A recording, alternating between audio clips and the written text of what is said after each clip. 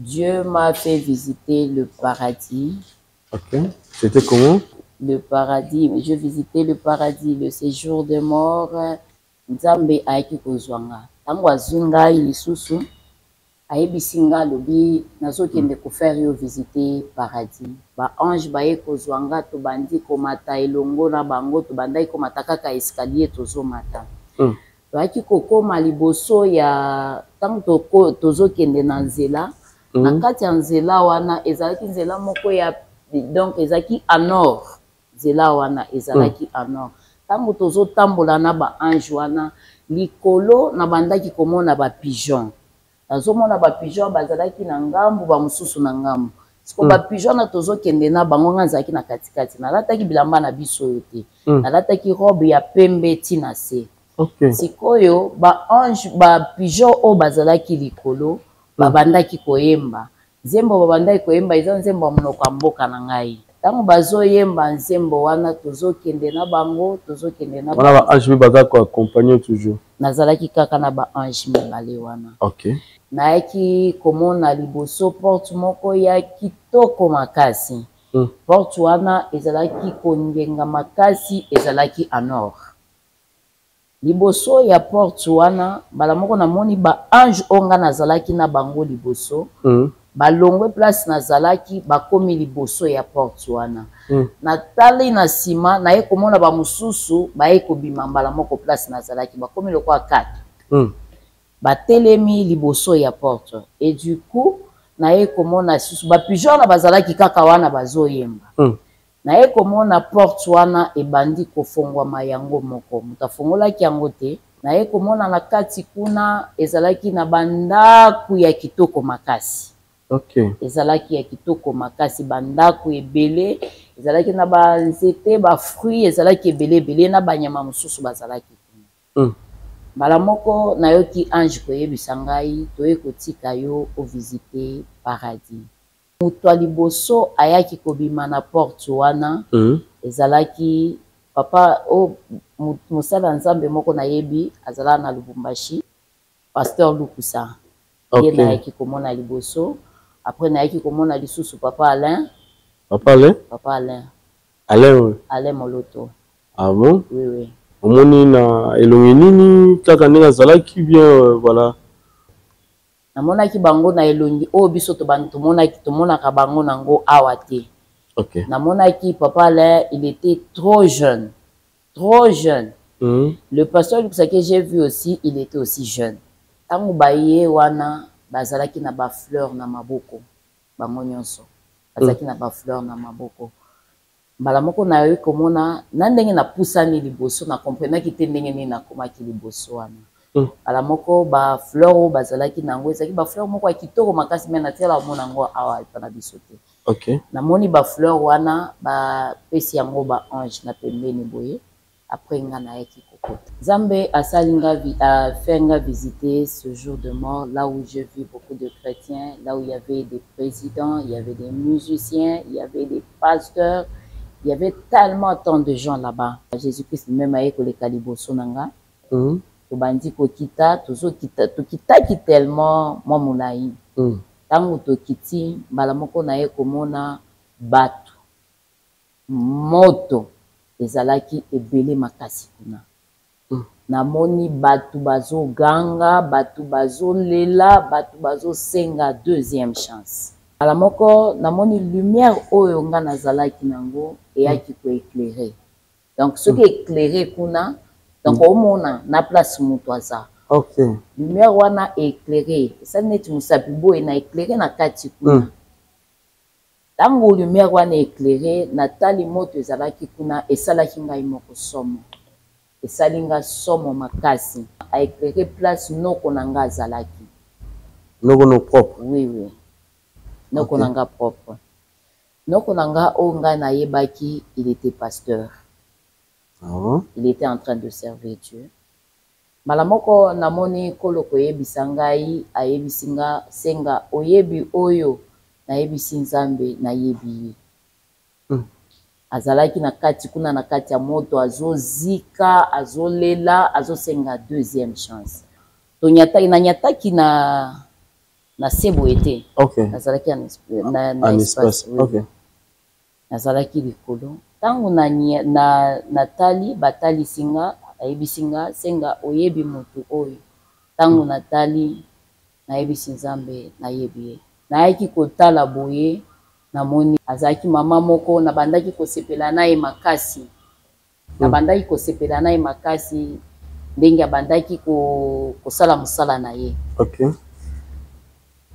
Kotala ye komona ye kuna esalaki nga mabe makasi. Tango lumière eyaki koeklere esika wana bayaki kolakisa nga mwasi ya mosali ya Nzambe moko auti kotika biso récemment. Ok. Na otanga kombo te. Na bandaki kolinga mingi mwasi yango. Na bandaki kosepela na ye. Na bandaki na komona ye boye ndenge bandaki kosala mosala na ye na bandaki kolinga ye. Ok. Na bandaki kolinga ye azalaki na kati kuna banyama bazokata ye, banyama bazokota ye na nzoto partout. Elle était en train de pleurer, elle était en train de crier que Dieu la donne deuxième chance. Singa yebisa mosali ya Nzambe wana. Asale amema bana na Nzambe na kati ya libundi te. Amema bango na kati ya vérité. Amema bango kote ya zate. Na ye moko pe aya kolanda ye kote ya zate. Ayebisi ngai lisusu yebisa bana na Nzambe boye. Pour la plante. Ok. Eza interdit pour la mwana na Nzambe. Eloko memaki kuna eza plante. Ah bon? Na kokata nzoto. Sala ba chirurgie. Baaki mama na biso baaki kolakisa ngai apesaki nga message pour que naloba na sœur Nathalie Makoma. Ah bon? Oui, oui. C'était quoi le message? Ayebisinga alobina loba na sœur Nathalie Makoma boy. Il n'y a plus le temps. Il n'y a plus le temps pour le monde. Qu'elle vient vite se racheter à Dieu. Le temps qu'elle est vivante, qu'elle vient se racheter à Dieu. Le Seigneur a besoin d'elle. Bayaki kolakisa nga mutu mususu. Moto bayaki kolakisa ngai ezalaki mama Chalamwana. Ok. Alakisaki nga mama Chalamwana. Elle était en train de pleurer. Azo senga deuxième chance. Amona e pasteur baruti azalaki liboso a portail wana atelemi. Namoni ba ange bazalaki bao nazalaki na bango. Mbala moko namoni bakindaki mwa liboso moke. Namoni portail efungwami. Tango portail wana efungwami nayaki komona bato bazobima. Moto namonaki ya liboso abimaki ezalaki papa Alain. Ya mibale moto mosusu namonaki ezalaki papa Jean Vernon. Pasteur namonaki epe abimaki. Tango namoni papa Alain kobima. Abimaki na maboko azalaki na Bible. Ok. Donc na Bible alataki elamba ya pembe. Na Bible na maboko ayaki kopesa papa Baruti. Ah bon? Ayaki kopesa papa Baruti Bible wana. Tango apesi ye Bible wana, mala moko babandi kokota tokoti na bango elongo. Kati ya bandako wana. J'ai vu le pigeon, un gros pigeon tout blanc. Lorsque j'ai vu le pigeon là, directement, papa Baruti était monté là-bas, en haut. Le pigeon? Oui, oui. Le pigeon a pris papa Baruti. Il est entré avec lui dans une maison là qui était tellement jolie. Osa la pasteur, président, osa la prophète, évangéliste, osa la servante, osa la prophétesse, osa l'apôtre, osa la nani. Ce jour de mort, Ezakaka, Moko. Mindele, Batomwindu, race nyonso basako. Et tout celui qui meurt dans le péché va se retrouver là. Alors Dieu nous donne le temps à travers ces témoignages pour nous préparer. Alors si Dieu a montré aux gens, pas seulement nous, parce qu'il y a ça qui bango, de partout dans le monde, dans des pays différents. Dans un paradis, ce jour des morts, le paradis est réel. Le séjour des morts est réel. Vous voyez un peu ça. Ça nous interpelle de pouvoir marcher avec Dieu dans la vie de la sainteté, de s'unifier avec le monde, de naître de nouveau de temps en temps, de nous sanctifier, de nous préparer. Parce que Tu sais, mon frère, les lots, message éthique à l'ikaka, okozua, okomata, okendebo. Maintenant, le message clé que Jésus-Christ nous a laissé, aller faire de toutes les nations mes disciples, n'est-ce pas? Donc, ça dit beaucoup. Nous devons préparer l'Église en enlèvement. C'est le dernier message qui nous reste. Préparer l'Église pour Nakoya, Yamwana Nazambe. Message Yangoana.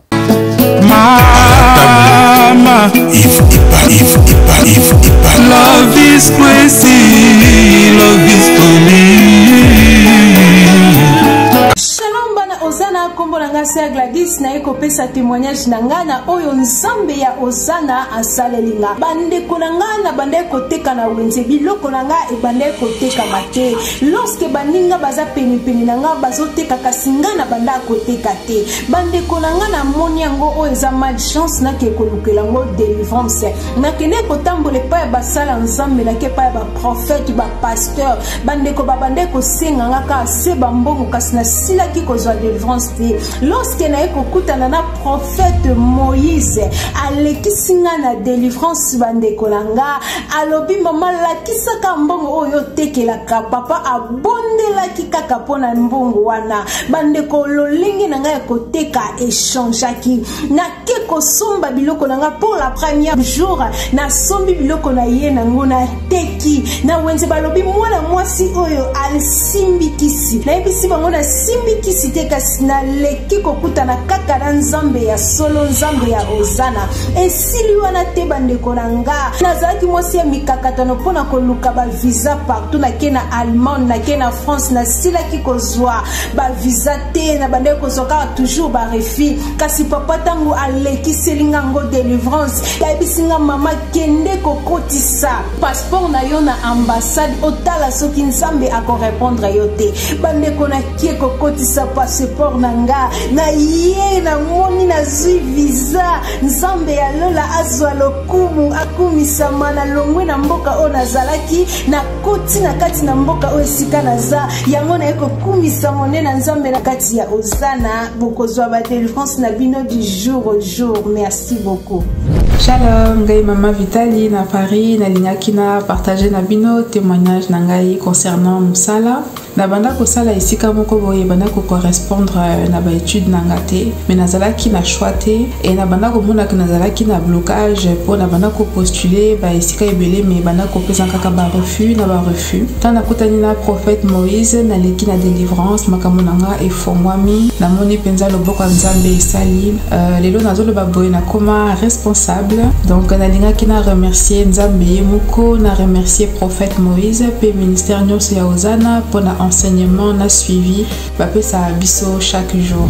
Na lobaki déjà ba oyo bazoko luka délivrance il faut bolongola ba posa ya biloko nyonso tu ya mokili bo tiaka kanzambe liboso boko mona boko umela te makamuna bino ko fungwa ba pe na lobi lisusu ba oyo batambola partout ko luka ba délivrance oyo esimba te awa ezali terminus nazozela bino nyonso tu na moto.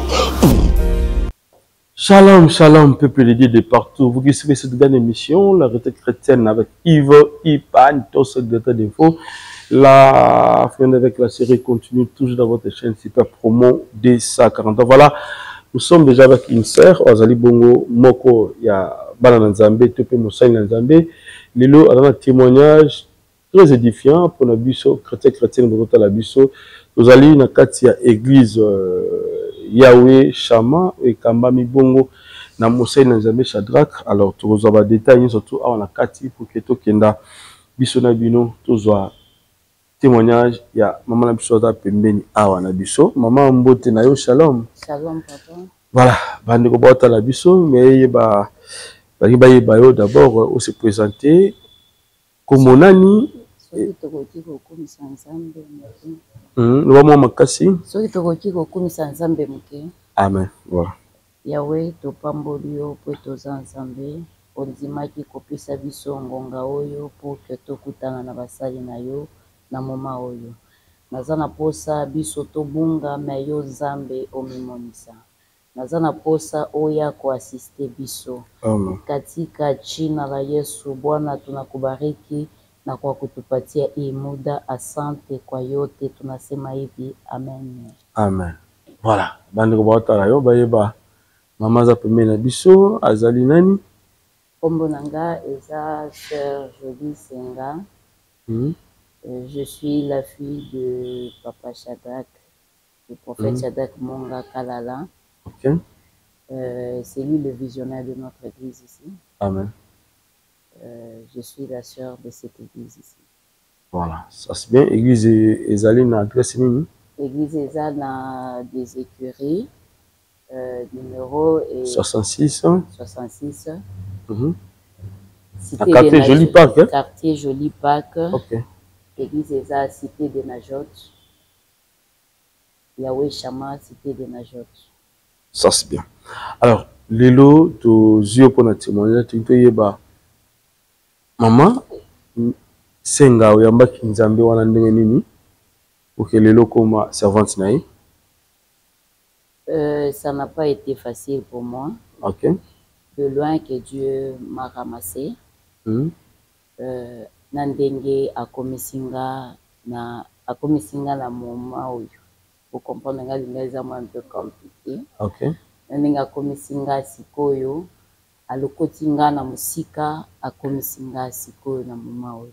Na musika ngo toyeba tama muke d'une manière superficielle sunga biso Mama Senga nzamba lokotaki ndenge nini sunga biso. Bon, nazalaki mwana ya kati ya église oyo. Ok. Donc il y a longtemps que je priais ici.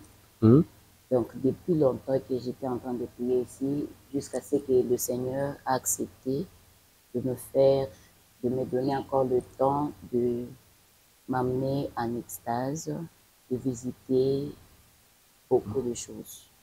Ok. Et ça qui n'est nini? Première fois au Bima en extase, ça qui n'est nini dans Zambewana? Ce n'est pas la première fois d'abord. Ok.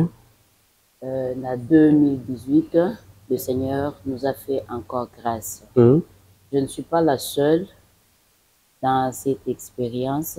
Nous sommes à 3.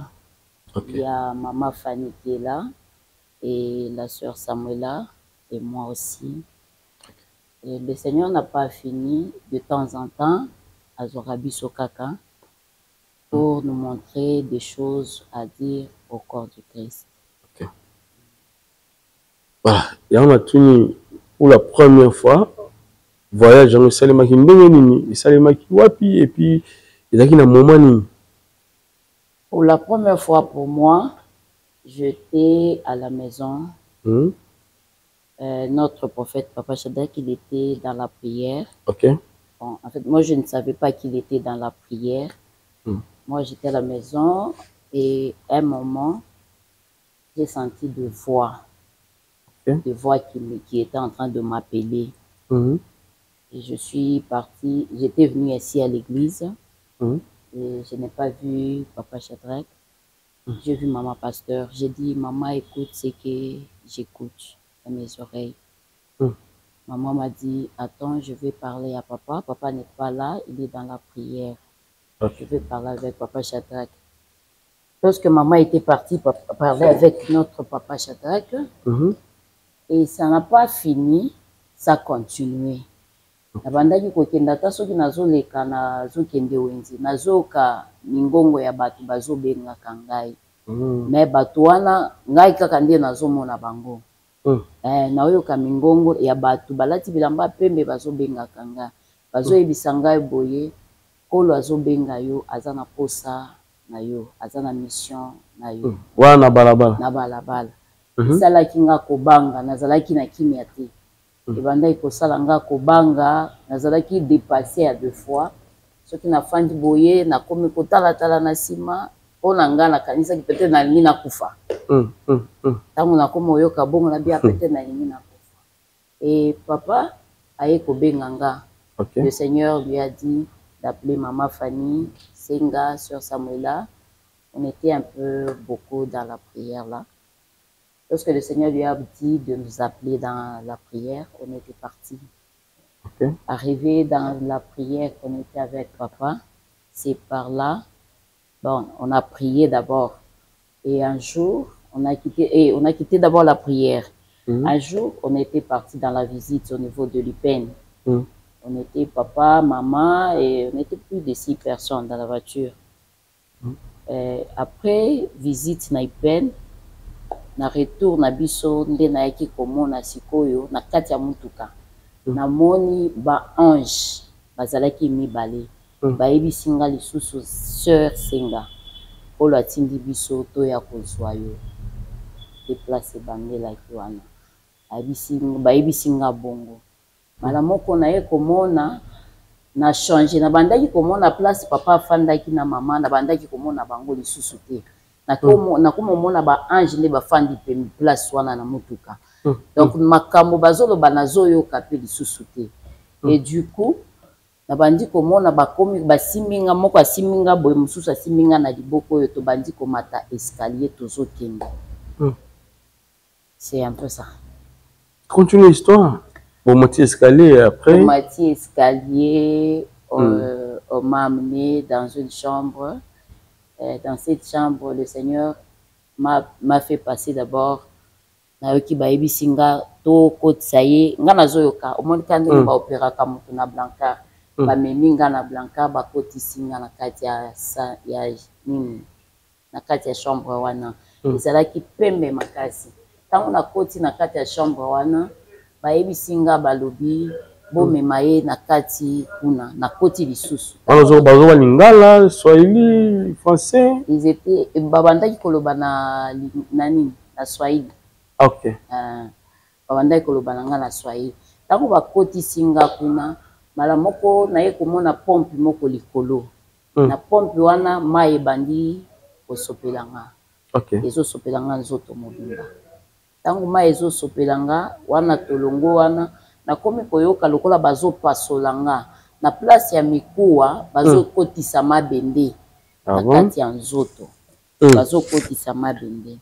Sikoyo tango nazoyo bazo basalinga bongo mala moko na ye koyoka na matoi nanga nazoyoka ange moko ayebisinga alobi ekoki sikoyo tango na basilisi na ngai mala moko na balamusinga tango balamusinga musu moko asimeka ndenge basimbaki nga na komata baye kosimba nga lisusu tango basimbinga tobimi tango tobimaki nde air wana mine yaki kobanda démarche na makambo nyonso ndenge bandaki na début. Ok. Selon vous, connaître sur Mabende wana pour remplacer Miko na Mabende, explication vous avez pas pasteur te so la simi mi be yo moko nzamba bisa ki pourquoi atie Mabende la place ya Miko na nzoto. Na ko expliquer na ya liboso nanu mai oyo basopela kinga ezalaki nzamba zaki na posa asokolanga alongolanga na donc na botutu oyo nga nazalaki nango ya babitumba ya famille asokolanga na koma peto pour que na banda démarche elongo na ye. Ok. Na place ya mikuwa po ko banda démarche na nzambe oko banda ngo salite te. Bien sûr tozana kati etonga tozo sambela. Tozo sambela nzambe petolanga nzambe sala boye wana ezalaki ye moko alingaki apurifier nga. Wana to apesaki tokokende kotanga na Bible ya Psaume.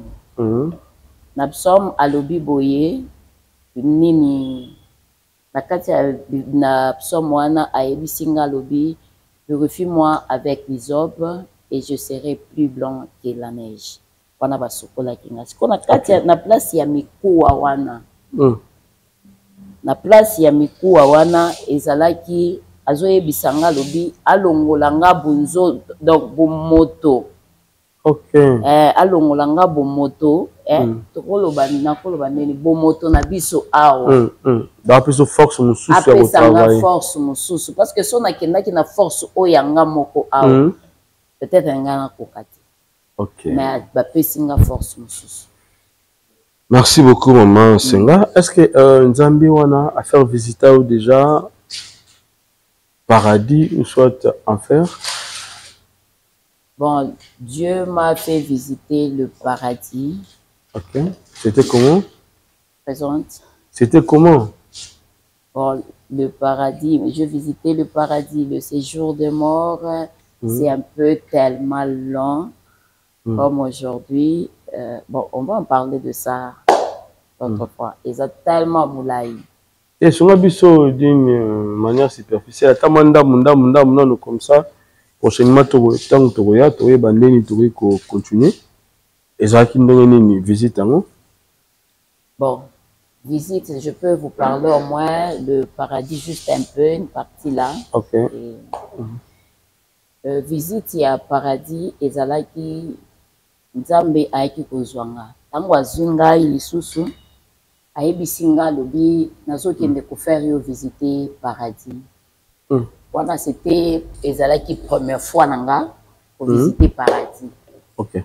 Tango na azwinga ba ange bayaki kozwanga. D'habitude ezaka ba ange nde bayaka kozwanga.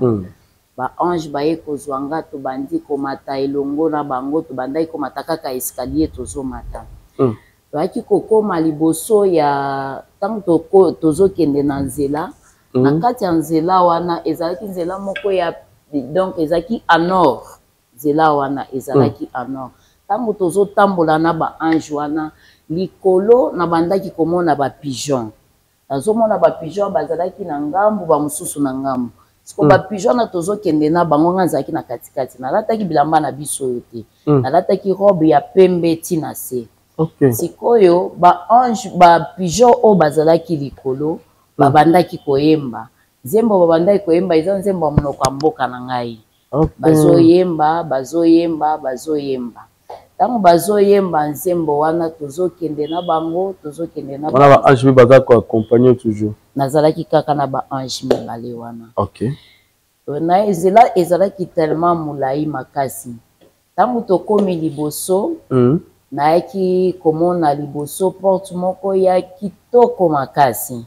Porte wana ezalaki kongenga makasi, ezalaki en or.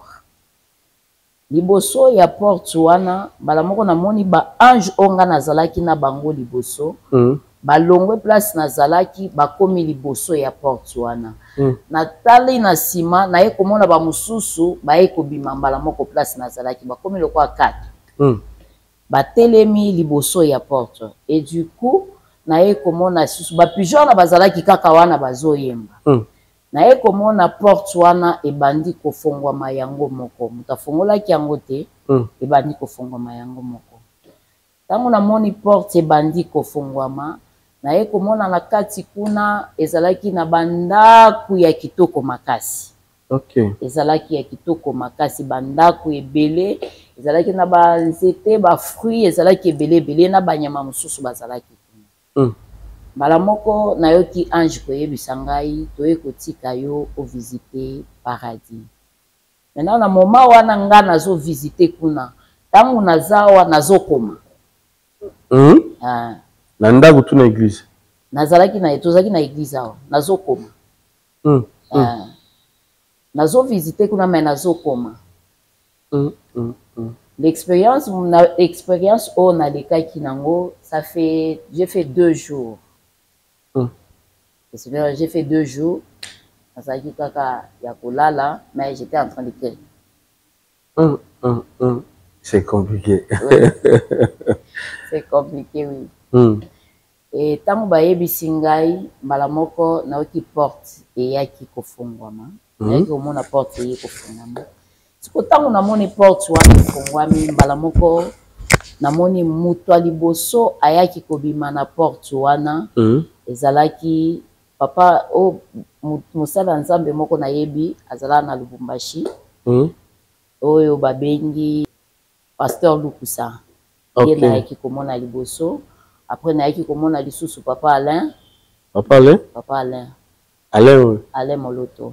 Ah bon? Oui, oui. Omoni na elongi nini kaka ndenge azalaki bien voilà. Tango namoni bango namonaki bango na elongi oyo biso tomonaka bango nango awa te. Ok. Namonaki Papa Alain, il était trop jeune.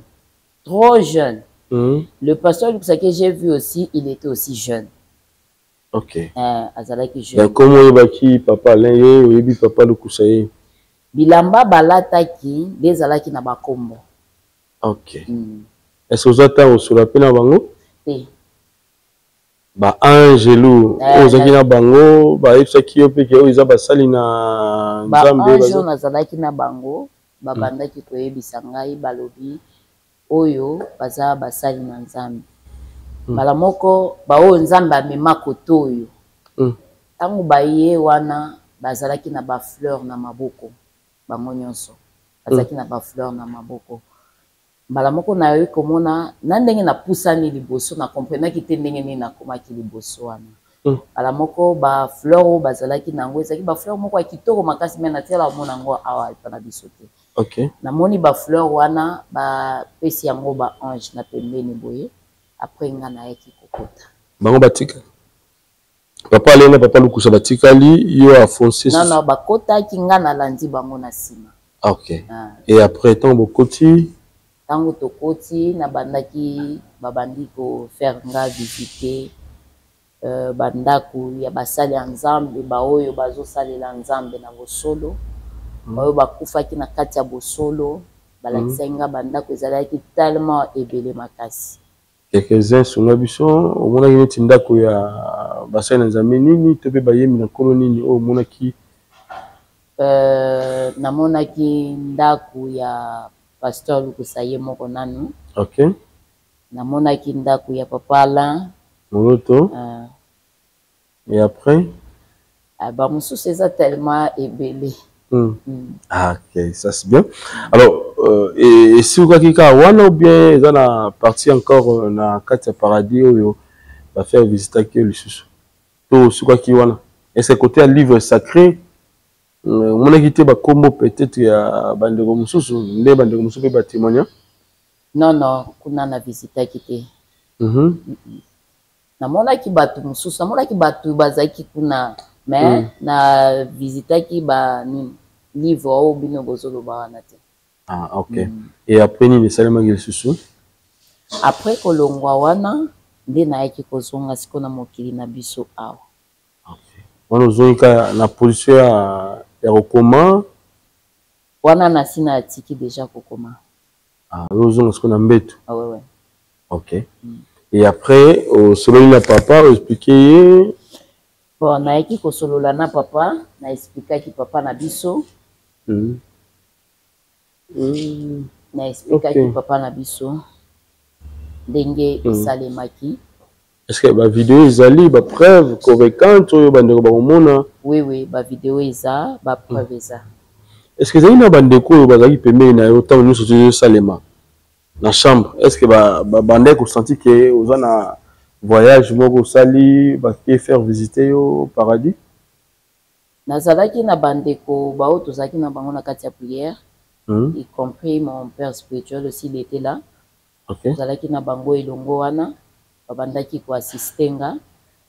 Ba comprenaki parce que na bandaki kokoma. Et Nzambe azomemanga place inter. Sans manger, sans boire. Ah bon? Donc, tant on a zongi, sans boire, sans manger, tant on a zongi, na ndenge bango bazo beta lisolo, na koma ki na niveau pe ba ata pona ki ne ko se soulager bo ezalaki difficile pona ngai faut ba tombolanga. Na mai ba ke ba sopelinga. Ezalaki difficile makasi pona nga. Pour la première fois donc na kokaki te ezalaki moi pasi pona nga. Ok. Ozongi okotai na papa o relater histoire na expliquer ndenge ezalaki. Papa pe tango nazo expliquer azo comment mosusu azo enregistrer ba preuve eza ya nyonso ezali. Ah, tozango, merci pour tout ça na matériel sur toi. Alors après voilà, visite. Il y a enfer. Visite et enfer ça les parce que ba chrétien belé ba kufi ba tikibiso. Ba papa Charles Mumbaya, ba zati ba tikibiso, ba maman Marie Misamu, ba ndeko so ba Guilhem Mizwa, ba ndeko lokola pasteur mini pe ba tout tika biso a. Donc bandeko bakufaki avant 2018 oyo kendaki visite wana. Omonaki ata moko te parmi ba auto tangi na ba auto tangi te. Bon, je veux dire comme ça. J'ai vu beaucoup de gens. OK. Parcours il y a 2018 oyo tango nzamba fenga visiter exactement Moulaï Makasi. Moi je veux préférer qu'on parle d'abord de ce que j'ai vu les 18 il y a mois oyo. To suka nango. Donc de biso mama senga. To beta en faire et puis to kena message oyo moni pour les 18 heures songa biso mamuke. Nous a ko édifier, ko éclairer pe bana nzambe surtout oyo bazara pe ba chrétien. Azo ebate makambo ke na ndenge sunga biso na moi en faire et puis to rozonga na oyo nzamba pesi au message récemment na koloba un peu on a ce jour de mort. OK. Zambé a salinga a fait visiter ce jour de mort là où j'ai vu beaucoup de chrétiens, là où il y avait des présidents, il y avait des musiciens, il y avait des pasteurs. Il y avait tellement tant de gens là-bas. Ah bon? Il y avait tellement tant de gens. Donc, parcours, il y a ces jours de mort. Ils ont tellement Moulaï Makasi. Parce qu'en faire, il faut moi noter. Mais ces jours de mort, ils ont. Dans le lieu de Thomas Pézali. OK. Manda Moukaka. Donc, en faire, ils ont réel. Tout le bas, lieu de Thomas, séjour. Ils ont biso, mais en faire n'a noté. En faire, et fongwa mena noté. OK. Mais ces jours de mort, ils ont. OK. Peut-être sur le solo, il a une première fois, on a visité ce jour de mort. On était toujours dans la prière. OK. Là où le Seigneur m'avait dit, je vais te faire visiter. Je vais venir encore te prendre. Et du coup, parce que Aïb Sanga avant. Naïki Koyeb Sanga ezalaki avant, Aïb Sanga ki bakoya kozwayo. Tango baye kozwa ngai wana, tobandaki kokende, tozomata. Okoma kaka na salle oyo nga nayebisaki yo. Tango tokomi na salle wana, ba changer nga elamba. Après ko changer nga elamba, tobandaki kokita, tomataki te, tobandaki kokita. Ah bon? Na kokita wana tozokita, tokitaki lisusu makasi. Tango tokiti, eloko ya liboso tobandaki kokende na nzela, na bandaki konyata te, konyata na sebo ndenge tozonyata na sebo te. OK. Tozalaki moi likolo boye. Donc du genre na tapis roulant. OK. Tozokende bongo.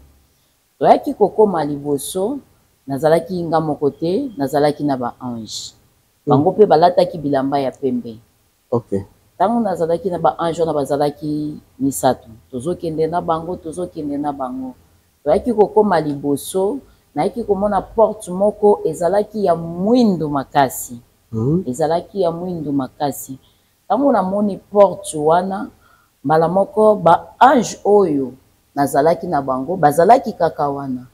Tango namoni porte wana efongwami. Mbala moko namoni ba oyo nga nazalaki na bango natali bazalaki lisusu te. OK. Bazalaki lisusu te. Naiki kotala na kati tango porte efongwami natali na kati namoni lumière moko ezwaki image ya mutu. Na kati ya lumière wana nayoki bazobenga nga. Babengi nga na kombo na nga senga ebengi nga 3 fois. Naiki kondima. Nandimaki Seigneur me voici. Tango na ndimi mbala moko na bandi kokota. Tango na koti eloko ya liboso oyo na remarkaki na kati kuna ezalaki chaleur. OK. Lumière ezalaki kaka oyo ebengaki nga wana, c'était Jésus-Christ lui-même qui était en train de m'appeler. Na kota donc yende kaka kota kakuna na lumière à part ye mutu mususu azati. Nayaki kokota na nyataki na se kaka te. Nazalaki likolo. OK. Nazalaki na espace. Tango tokoti mbala moko nayoki chaleur ezalaki tellement makasi. Lelo kwa liboso na remarkaki. OK. Et après na bandaki koyoka ba cri ezalaki ebele makasi kuna. Aki omona porte ekangani. Maison Mika Cosmétique et Business Bio.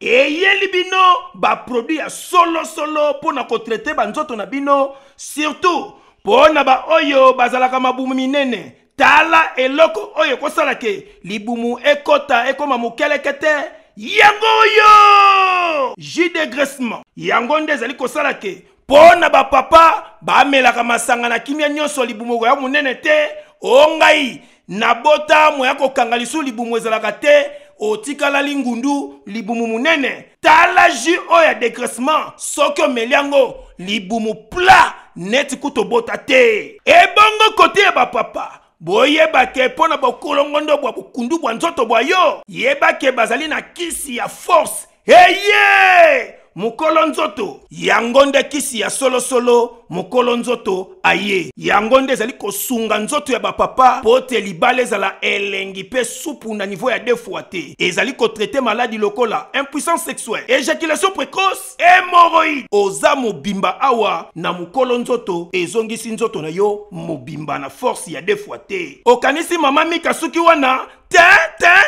chez mama Mika azo traiter lisusu stérilité, diabète, nerf sciatique, tension, myome, chauffement matrice, débouchement trompe na hernie me ya ba sorte nango nyonso. Pona bandeko oyo bazali na ba santé déséquilibré. Onga na bela ka beri mwana na nzoto ezali pena pete alembaka pamba yeba ke awa ezali na ba bouilli 100% bio. Tonga nzoto na niveau ya nyama pote nzoto na yo ezala pena kolongone ya solo. Soko meli poto oyo okozala mubimba pe santé elengi neti kaka na lola. Côté cosmétique ebiso mama Mika réparatrice ya loposo po niveau za ko traiter banzoto ya basi pe mibali. Palado madame, palado messieurs, bazali na ba produit lokola huile d'ananas, savon anti-nduta, anti-tampon, anti-tache yangonde mobimba. Bazali pe lisusu na crème de beauté, thé métis, ozongi pembe chéran et puis lisse ya nyama. Gommage, bazali ko salango kitoko joli,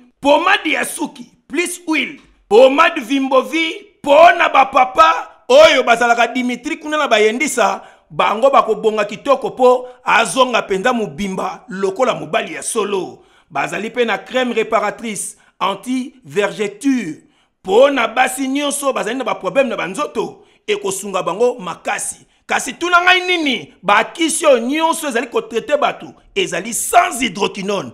Kutu ata ya mukelekete ya hydroquinone ezate pe ezalaka te. Soki olingo benga Maison Mika Cosmétique et Business Bio okoki kozwa bango na avenue Pozo numéro A17 quartier Matonge na commune na Kalamu référence cabine ya courant. Topo koko benga bango na numéro ya téléphone oyo plus 243 89 98 27 674. Tala bako sabinote Maison Mika Cosmétique et Business Bio. Awa 100% bio pe sans hydroquinone na ba produit na bango nyonso. C'est naturel. Bakolela batu bazoganga batu bazolela. Mala moko namoni lumière wana eleki liboso nanga. Tangu lumière eleki liboso nanga na yo ki voit ebeninga lisusu ebisinga nsenga oye ko visiter ce jour de mort. Le temps où nga nazo ba bongo koto pe nazo koma. Okay. Kena komi place intègre. Mala moko lumière wana eyaki koleka Jésus-Christ même aye koleka liboso nanga. To bandi ko kita tozo kita tellement moi molai. Tangu to kiti mala moko na ye komona batu moto ezalaki ebele makasi kuna. Namoni batu bazo ganga, batu bazo lela, batu bazo senga deuxième chance. Batu bazalaki ebele makasi, ebele tellement makasi. Mala moko namoni lumière oyo nga nazalaki nango eyaki ko éclairer. Donc ce qui éclairé kuna, donc omona na place mutu aza. Okay. Lumière wana éclairé, ça neti musapibo na éclairé na kati kuna. Tango lumière wana éclairé, natali moto ezalaki kuna esalaki ngai moko somo. esalinga somo makasi.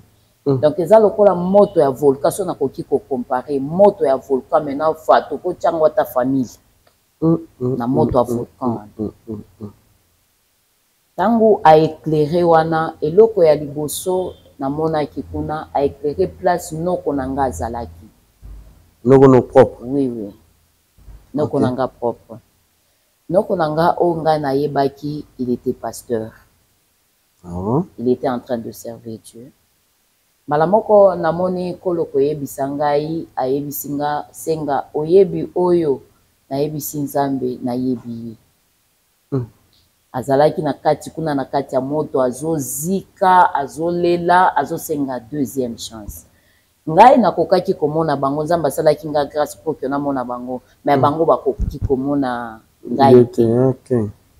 Sikoyo noko nanga abandaki natuni nzambe pourquoi noko nanga akomi kotoyo menga na yebaki abandaki kosalela nzambe nzambe ayebisi nga lobi oyebi eloko ememi ye kotoyo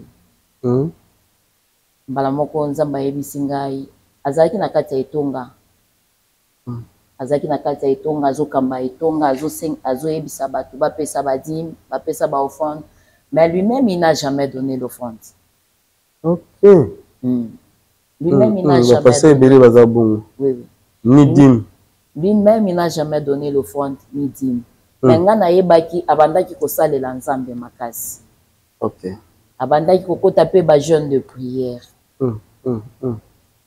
Malamoko tango nzambe alakisi ngai noko na ngai esalaki nga pasi.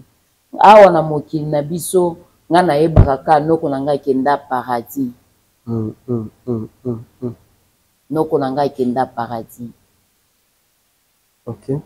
Malamoko zamba yebisi nga va dit kende koyebisa ba pasteur ebele kende koyebisa bana na nzambe yebisa bango comment servir Dieu. Ata soko za pasteur il faut tia offrande. Ok. Il était témoin de Jéhovah. Ok. Ah, ça fait mal. Mais na kati kuna à part oncle. Au mona yesusu banani o bazana moi célébrité peut-être ba yebani, ba musicien, ba président de Lobaki, ba pasteur peut-être ba yebani, voilà. Kuna na kati à part noko na ngai ba ekikola kisanga lisusu président ya Congo na bisote ba ekikola kisanga Omar Bongo. Ba ekikola kisanga lisusu nani mutu mususu ba militaire mususu nga na yebi ba mususu na mona. Ba ekikola kisanga lisusu Savimbi na yebite so boko yeba. Angola oui. Balakisa kinga lisusu président Mobutu. Ah bon? Oui. Baiki kola kisangai. Ça fait mal. Ouais. Est-ce que ba chanter va quitté? Bon, ba chantre oyo balakisa kinga bango ba mususu baza ya kinme ba mususu ba o balakisa kinga o moko nga na yebi azalaka ya Lubumbashi. OK. Alors côté ya ba musicien mondé basala musique profane. Bao basalaka musique profane balakisa inga lisusu. Aiki kolakisanga Mamu National. Papa Wemba. Balakisa kinga Abeti Masikini. Na Pongolov. Encore zate. Non, namonaki balakisa inga Franco te. OK. Marie Missa Mpomona qui était. Ça c'est bien. Alors, est-ce que Zaki dans la prison peut-être dans Katikuna pour vendre comme ça peut témoigner que ba mona ba prison? Bon, il y a une partie il y a ba prison quelque part à part quand on a séjour de mort on amène à visiter Kukunate. Ah OK. Voilà, ça c'est bien. Allez, nous allons kozongisa yo, to kika bon parce que tu obetango prochainement. Oui. Yo kozonga.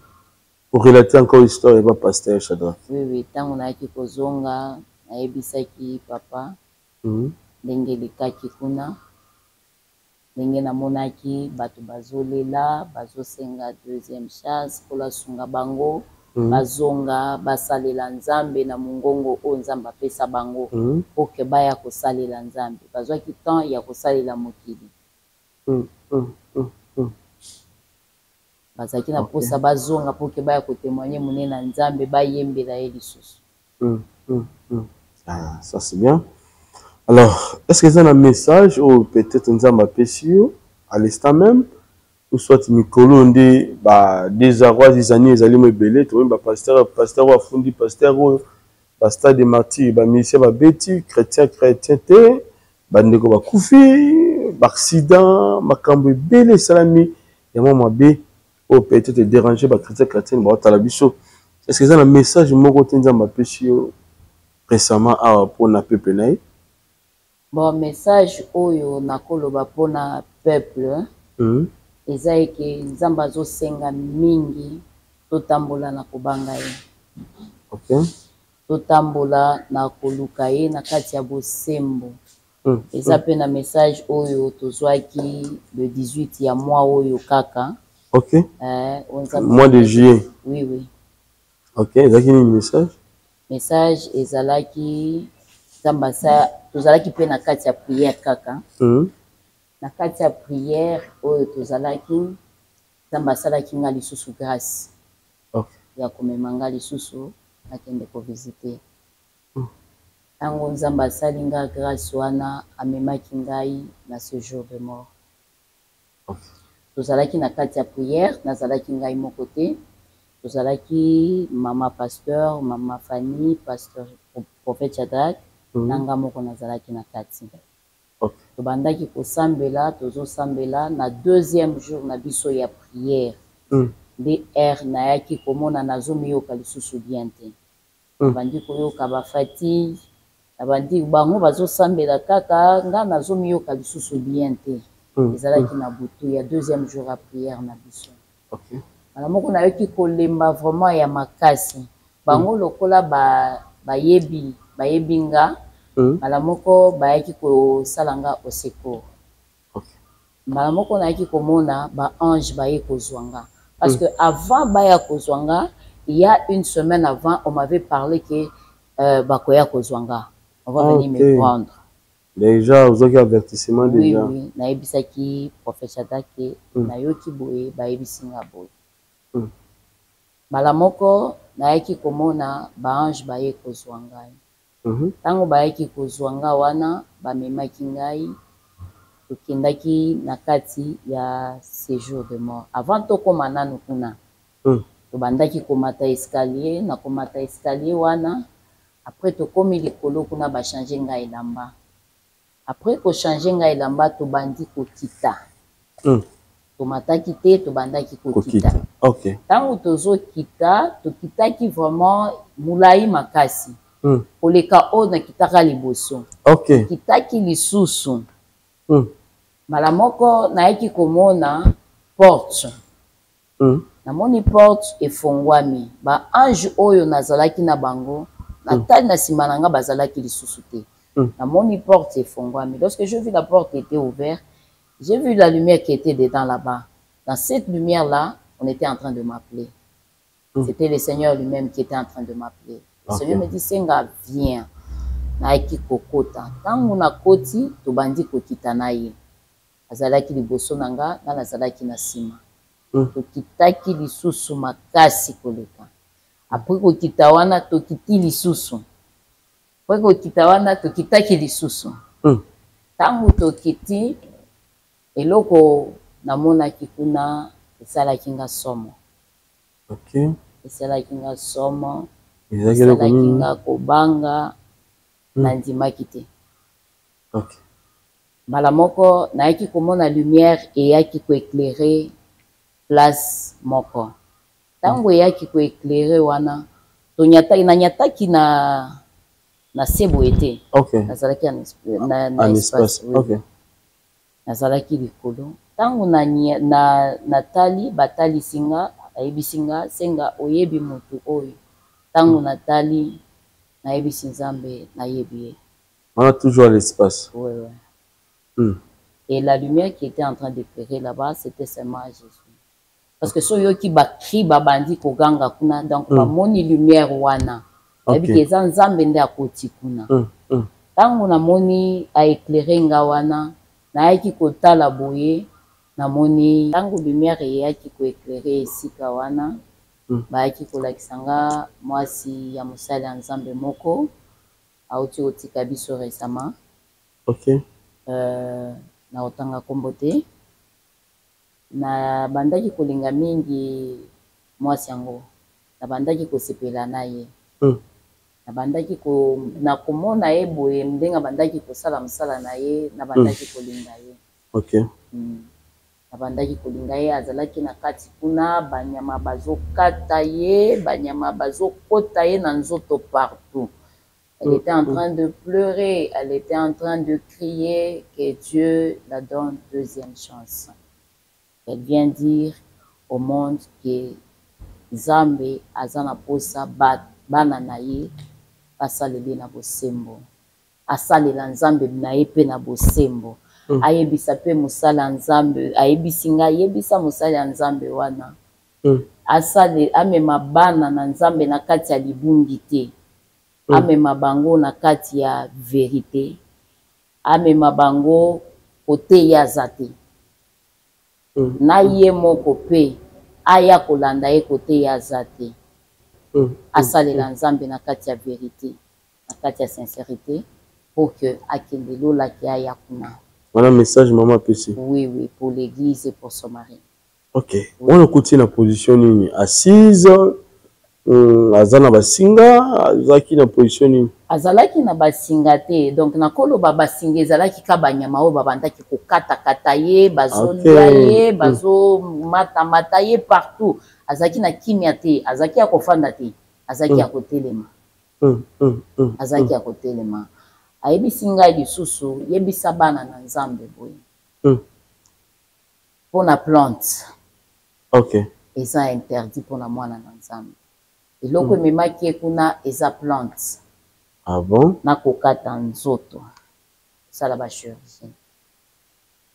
Ah, mais tout à la papa le bezaki ya baluba ezali naturel. Bon. Ndenge toza boye na mokili awa mutu nyonso alobaka akoloba mabe na yo koloba mabe nanga, mais est-ce que mutu mususu akoloba mabe nanga? Yo kondima baloba mabe mwasi na yo. Yo moko temi na chaque bande oloba mabe mwasi na yo. Je ne peux pas dire. Elle était en train de pleurer.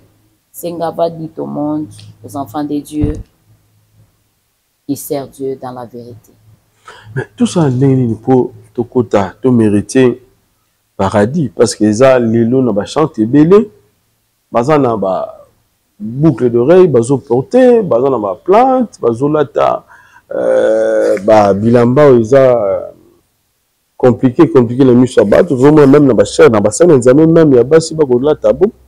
Tout le monde me dit ça là ajout il y a produit peut-être bien pas si vous savez là mais bazaka ba chrétien ba ko salela nzambe na sincérité de bande ko na pe le losu ki ba kufi ba ke lifelo oui ke en fait lelo ata soki obandaki ko sakola ndenge nini le temps que tu fais toutes ces choses là tu vas aller là-bas on yo la tangote o tchaka pété ngana tchaka plante te na la tangote. Donc, kocha plante pour nanga, eza pour na lelo te ki nzamba salinga grâce nde na bandi kocha plante te. Non, c'est depuis longtemps na banda kocha plante. Verni ina o chaka na? Ouais. La cage nde na chaka te. Ok. Ça c'est bien. Alors, après wana, nini susu ya komona ou peut-être dérangeaki. Est-ce qu'il y a une révélation aussi par rapport à dépouillement révélation ndenge wana pezali? Par exemple, non. Tout le monde maman pasteur Aminé ne pas là tango. Mais bien beaucoup pexer biso babilo ko na pourquoi. Est-ce que révélation mon peut déjà comme là yo ya makambo ya kolata kuchape ba rajout tout ça. Bon, kocha fossile. Yo ki balobi fossile. OK. Donc c'est-à-dire ça iloko nzamba kelaki onango. Eza fo. Lelo so ko kufi ba memi ona mort. Ba longo la plante. Paulongo la sili omokende ndenge ozalaki biloko nyonso wana ekotikala eza biloko ya diable À quoi bon continuer de mettre ces choses-là? Ok. Ce qui totali Esther. Esther a tikala ko tia plante te. A tikala ko tia kabelo te. Conserver nzambe za te ke conserver nzambe kaka na plante ndio kokota na profondeur. Non non. Ata soki oza na suki kaka polele bo peut-être yo oza na suki polele ndio kokota na mozindo makasi. Tozomona ba mususu na bazoleka na ba chair na plante alati kitambala te. Ok, kitambala eza permis dans la Bible. Okay. On dit le mouchoir de tête et sa voile. Surtout pour moi. Pour la biso basi. Et puis bazo ebisa biso il faut que lata décemment. Décemment oui. Ba o mususu bazo sala ba chirurgie ba kwa banini banini. Donc eza quoi toza na posa to corriger nzambi. À quoi bon de ko corriger nzambi? Nzamba akela ki o mabe. Voilà, ça fait mal. Et après, comment on a lumière wana, comment on a maman a copié sa message, ni a le calcus encore. Tango na moni ye abandaki koloba boye Nzambe donc Nzamba sunga ye apesa ye deuxième chance aya kosalela Nzambe na bosembo. Poto sala na yoka ki opozaki ta question moko soki toko sala nini pour que to mériter lola. Eloko Nzamba yebisaki ngai pour que bato ebele ba mériter bolamu eleka qui mabe. Ok. Ata biso moko tozo bunda na poto tika makambo mususu. Tozo bunda. Le message que je suis en train de donner, ça ne concerne pas seulement le corps du Christ, ça me concerne aussi, je suis dedans. Ok, oui, ça c'est vrai. Je suis dedans aussi. Donc on se bat pour laisser d'autres choses, pour essayer au moins de faire du bien. Voilà moi les cas, la place Yamabe. Voilà. Oui, oui. Elle était en train de pleurer, elle était en train de demander, Zambé, Seigneur, fais-moi, donne-moi deuxième chance. Aibisa inga makambo ba plante, makambo ya nini ya ba mesh, makambo ba tonga oyo tozozwa epona kokomisa munene, makambo ebele alobaki. Après ayaki koyebisa ngai wana to okende kotanga na Luc 19 20. Luc 19 Luc 16 20. Luc 16 jusqu'à 20. Ouais. Ok. Papa kotangi la biso. Ah, papa kotangi la biso, s'il vous plaît.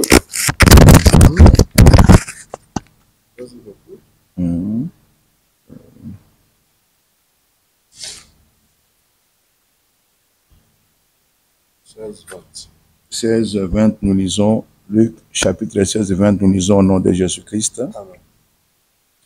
Un pauvre nommé Lazare était couché à sa porte, couvert d'ulcères, désireux et se rassasiait des miettes qui tombaient de la table du riche, et même le chien venait encore lécher ses ulcères.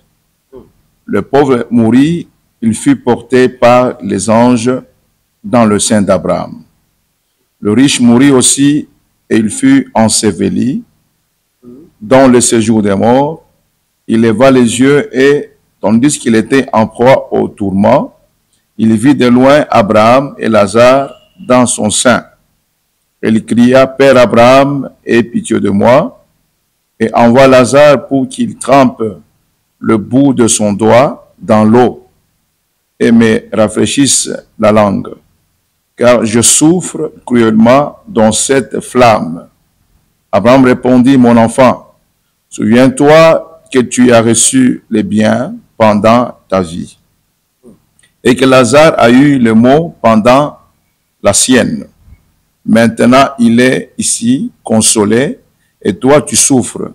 D'ailleurs, il y a entre tous vous un grand abîme, afin que ceux qui voudraient passer d'ici vers vous ou là vers nous, nous ne puissions pas le faire, dont nous ne puissions pas le faire. » Le riche dit, « Je te prie donc, Père Abraham, d'envoyer Lazare dans la maison de mon père, car j'ai 5 frères.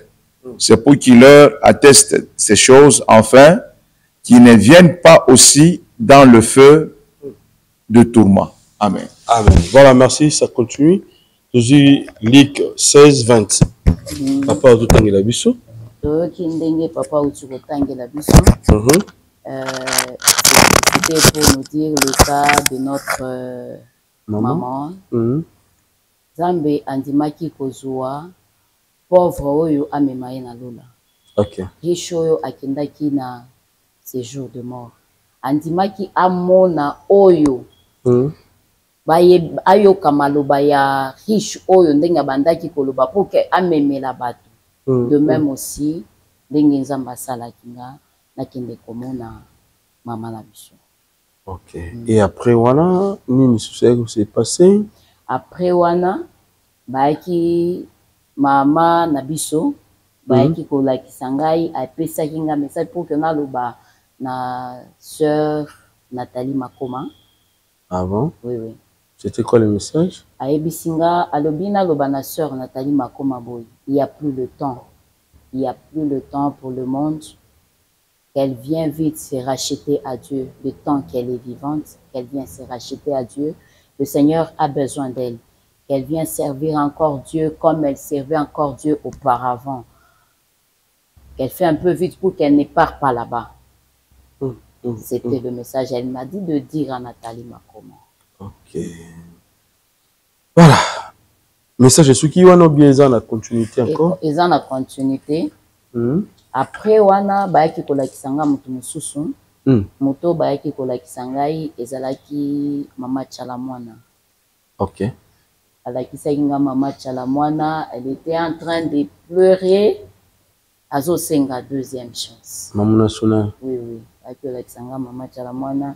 Azo lela, azo senga nzambe asunga ye apesa ye deuxième chance pour que aya koyembela ye.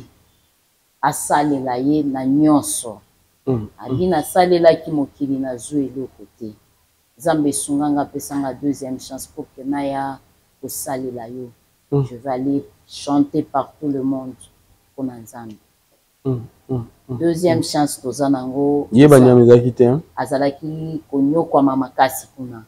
Banyama bazokota ye, bazobima, bazokota ye, bazobima, donc bazosoye nzoto mobimba. Elle était en train de pleurer, elle était en train de pleurer. Azo senga kaka nzamba sunga ye deuxième chance. Après kolongwa wana na yaki komona lumière yaki kotala likolo. Na likolo wana malamoko na ndenge na bimaki na komaki likolo kuna na comprenaki te. Na se retrouver na kati ya nzela moko nzela o na yebisaki liboso nzela nord. Na se retrouver na kati ya nzela. Oba pigeon mazalaki. Oui. Na se retrouver na kati ya nzela wana nazalaki ngai moko te. Nazalaki na ba ange bazalaki pembeni nanga. Tobandi kokende na bango, tozokende na bango. Tango tozokende na bango na José Baila. Na jo solaka na bana na ngai. Bana bado tinde ngai biloko na zasi biloko ejo koma te. Baza na mboka nini? Baza na France, mususu aza na Belgique. Ekoma kate. Oh, mais baza li kuyiba? Ah, na rembi na lobi na France na minute oyo. Agence il y a sir eza moko. Na France. Lokola bango baza na France. Agence na France eza na Rennes. Précisément na Rennes. JB Service. JB Service. Otelelo. Économie internationale.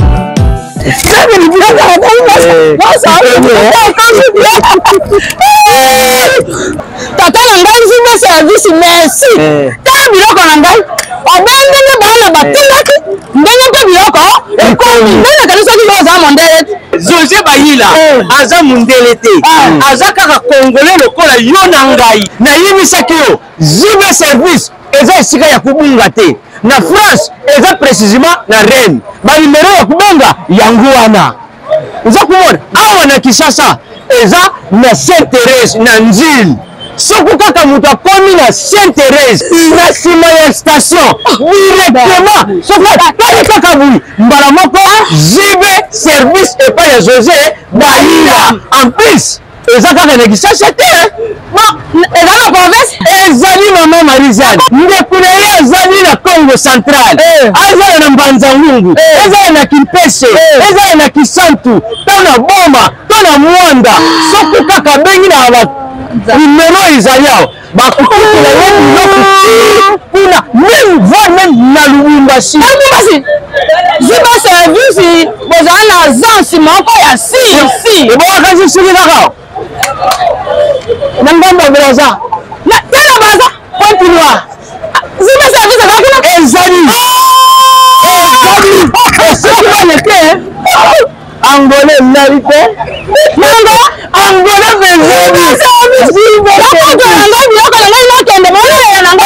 zibe service ekare eza musike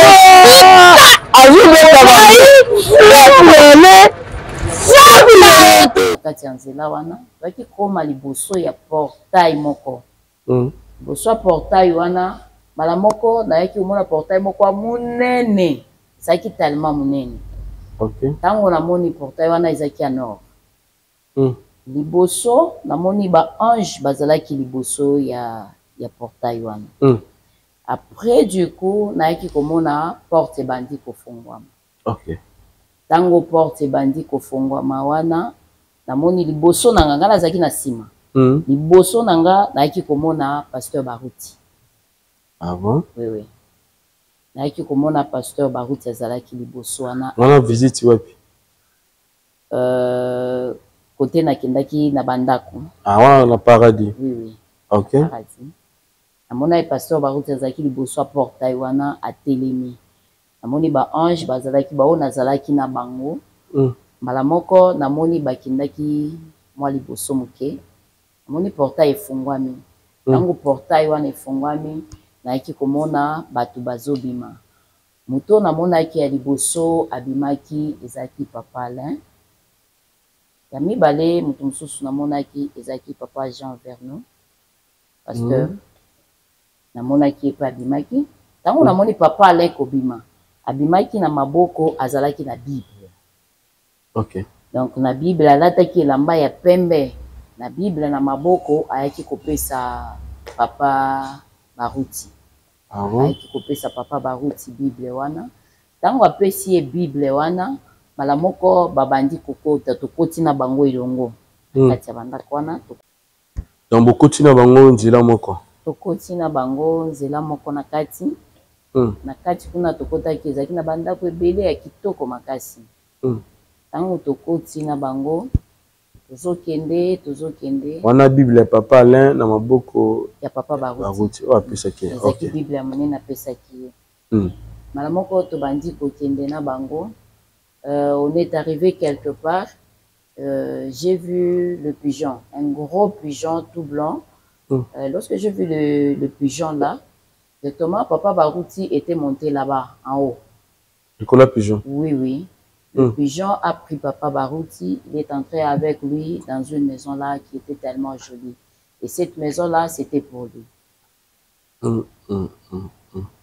Cette maison-là, c'était pour lui. Et c'est une maison qui était tellement bien, qui était tellement jolie. Et du coup, il était entré seul avec le pigeon. Le reste, et du coup, j'étais rentré. Le message que le Seigneur nous a donné le 18 ici. Donc, si je comprends bien, vous voulez nous dire que à ce moment, Papa Baruti, dans un paradis, est-ce que Papa Alain Monoto a fait un message? Papa Jean Vernon a fait un Papa Alain et Papa Baruti avaient donné le message pour dire à sa femme et à son église. Ok. Oui. C'était quoi le message? Le message pour sa femme, c'était que je viens dire à sa femme qu'elle enlève le souci. Elle enlève le souci et il a déjà fait son chemin. Elle aussi qu'elle sert Dieu. Le salut est individuel. Elle sert Dieu dans la vérité, dans la sincérité, pour que Alandaye côté Azali. Et le message pour l'église qu'il a dit, il m'a dit, je dis à l'église que l'église marche dans la sincérité et dans la vérité, qu'il quitte dans l'hypocrisie. Qu'il quitte dans l'hypocrisie, qu'il marche dans la sincérité. Et par après, j'ai vu Papa Jean Vernon, il a donné le message pour l'église Corps du Christ. Il a dit, il faut beaucoup prêcher la repentance aux enfants de Dieu. Beaucoup la repentance. C'était un peu... Ok, papa n'a pas ce message.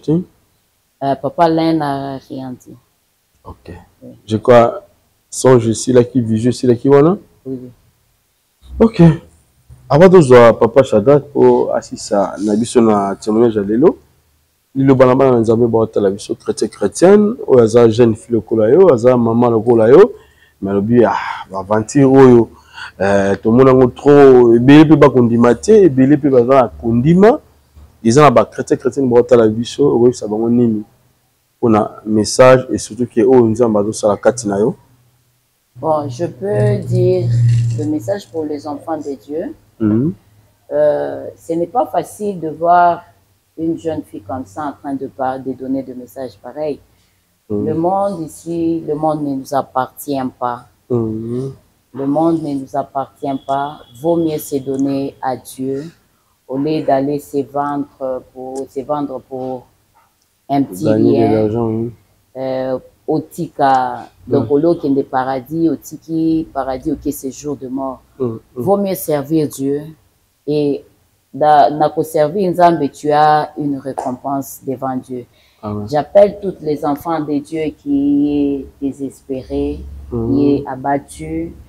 Donc, un enfant de Dieu qui se dit, pour moi, c'est fini, je ne peux plus, je ne peux plus. Il y a encore de l'espoir en Jésus. Amen. Venez, on va servir Dieu ensemble. En Jésus, il y a de bonnes choses. Il y a des choses, je ne sais pas comment vous le dire, il y a des choses vraiment bonnes, il y a des choses qui vont nous amener au paradis, il y a des choses qui vont nous amener à glorifier le Seigneur. Même si tu es loin, tu étais parti loin, même si tu étais entré dans des fétiches, viens, le Seigneur a besoin de vous. Amen. Merci beaucoup, maman. Senga, Toza, Mina, Papa Nabiso, l'homme de Dieu, Shadrach. C'est parti. Voilà, nous sommes déjà avec l'homme de Dieu, Papa Shadrach, Azali Bon Mokambi, Yahweh Shama. On a venu des écrits numéro 66. Na Joli Park, na ma campagne pour tout message, et voilà, l'homme de Dieu, ben, nous la biso. Bamoune pour la première fois, et puis Lilo Banabango par rapport à témoignage, je vais passer plus na Katitonga Awa, et surtout que vous avez encadré ma maman ou Nzambe bazo visiter bango mamiki. Lilo Begozani, papa. Bon, d'habitude, moi je n'aime pas trop apparaître. Ok. J'aime demeurer dans l'ombre.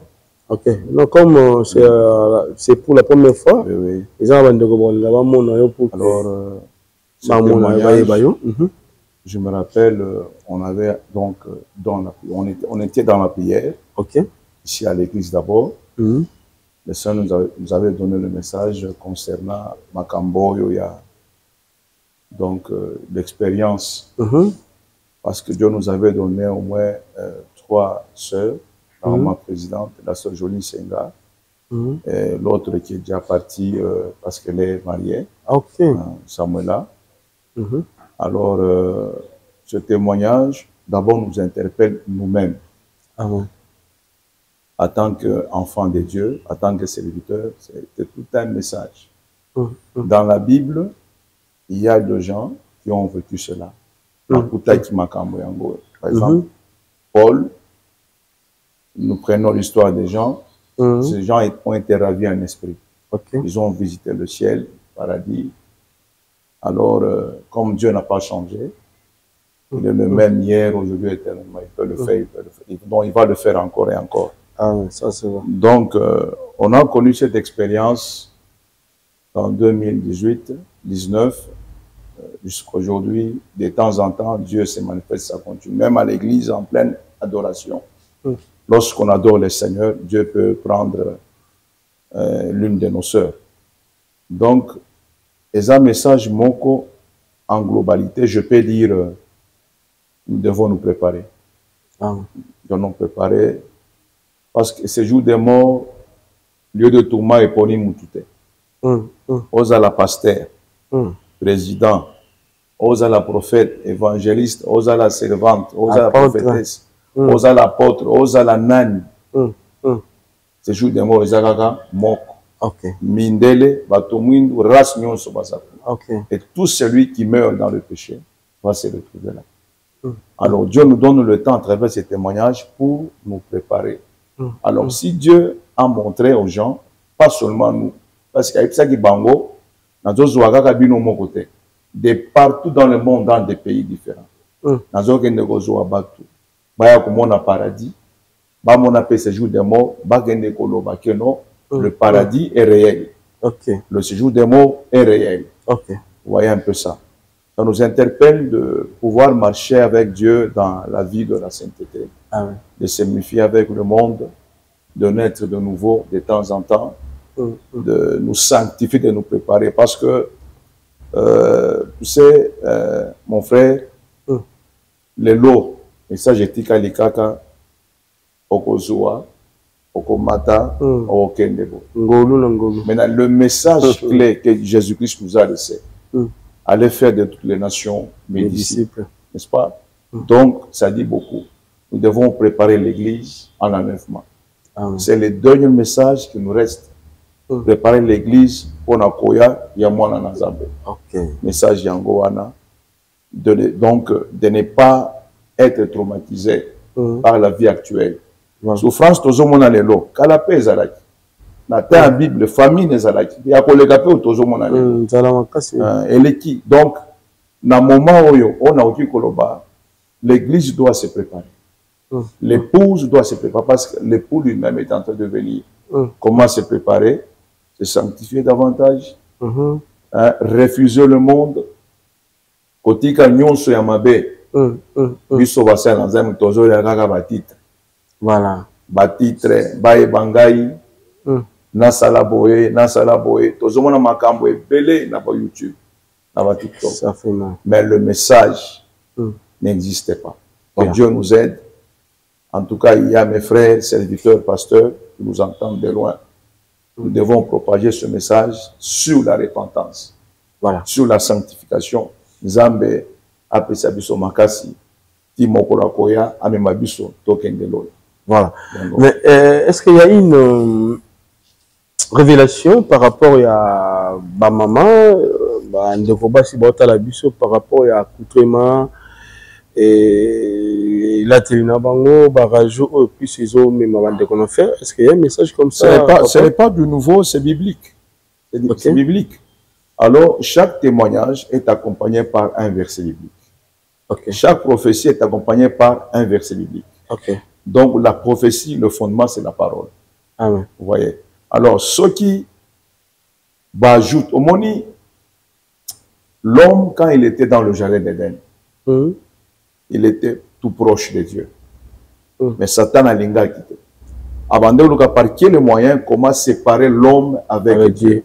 Tant qu'on a mis que la moisi, Satan a dit qu'il moutou, a dit qu'il n'a ni mobali, a dit qu'il a moisi pour à côté là, à séparer mobali dans alors, ce qu'on a dit à moment de l'eau, la génération de l'eau, Satan a quel biloko est belé, il y a moisi. Biloko est belé, les ajoute trop. Pour moisi, azalaka pembe ya mobali pour détruire mobali na facilité nyonso. Moi si azana beauté mon konza m'appelle ça qui est c'est différent avec l'homme. Et il y a des choses que Dieu a donné à la femme que l'homme n'en a pas. Ça c'est vrai. Vous voyez, dans la femme, c'est-à-dire ça c'est le système de la sanctification. Mais chez l'homme ce n'est pas le cas. À moins que mon toit côté biloko va sataniste wana. Mais dès la création, la femme renferme toute une révélation. Vous voyez. Alors, je peux dire à nos frères et sœurs qui nous suivent de loin, de partout, nous devons se séparer avec le monde. Ne vous conformez pas au siècle présent, n'est-ce pas? Alors, na mokili oyo, biloko eza ebele. Nous avons Internet, nous avons télévision, nous avons téléphone, nous avons Alors nous devons nous méfier, nous séparer avec le monde. Voilà. Bako bandeko bakolinga ba région de Bino, bako zwa bino ndenge nini et puis na libina tika na suka. Le sambo pour la ndeko azana makamsongo le pakala o pa ya mbinzambe te ko le Seigneur Sauveur aussi son maître. A yambaye na émission na biso lelo surtout que to kabona na yo papa et puis aussi numéro de téléphone. Le sambo na bandeko pe bazana makamsongo le pakala. Nous sommes disponibles, nous sommes là, on va donner le numéro à tout celui qui a un problème, qui a besoin de nous. Le numéro c'est 081 0171 343.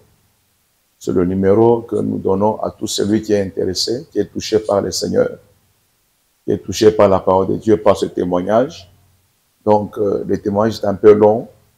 On a un peu coupé des parties, mais il y a des profondeurs dans ce témoignage.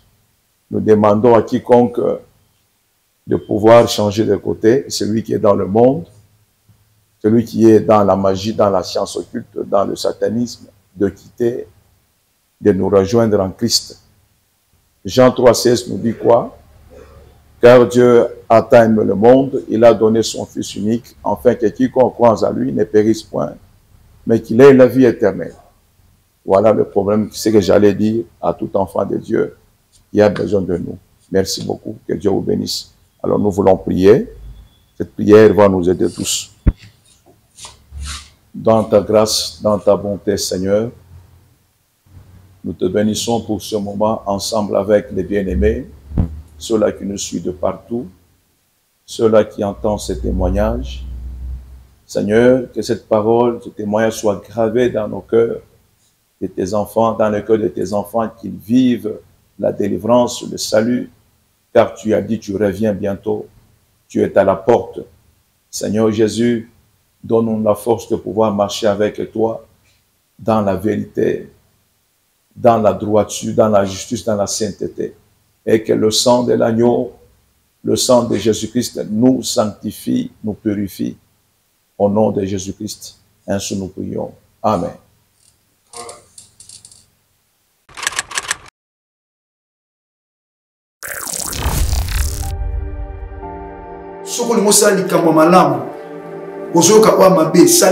Parce que ce qu'on vient d'ajouter vient du diable et le père des mensonges. Ce qui te le sous le mon insano, tinda makepai na Nzambe, toyebo to senga na bino, to tangisa bana. Zom so fele na classe et toute la gloire est à Nzambe. Donc si vous avez directement la conviction d'aider derrière ça, moi je crois dans cela na yo to pambola Nzambe. Ponanga ko hésiter te ko sala bolamo epai ya bana oyo benga lelo to sunda to tangisa bana oyo to pesa bango sans salut et puis le coup ekozonga epai na Nzambe. En tout cas, botika biso te bosunga biso Nzambe akopambola bino. Même les plus petits gestes de votre part seront très appréciés et suffisants pour atteindre notre objectif. Tozomina Avenue Kinzola numéro 49, quartier Régie des Eaux, commune de Kitsenso, référence 3e Dodan. Pour tout contact, benga biso na ba numéro Oyo. Orphelinat Vida, lobby à Orphelin.